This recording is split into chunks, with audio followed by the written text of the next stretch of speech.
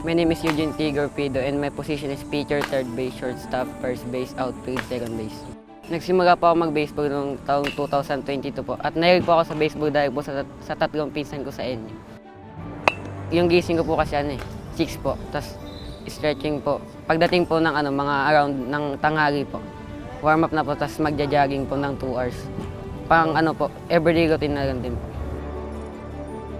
Masaya po kasi ito po yung pangarap ng nakakaramihan na nagbe-baseball po. Yung challenge nga po pag pumunta sa malayong venue kasi wala pong sariling sasakyan. Ang message ko po sa lahat pong nagbe-baseball, mangarap lang po kayo ng mangarap dahil po may sukli din po ng lahat na pong pagod at hirap sa pagtitraining.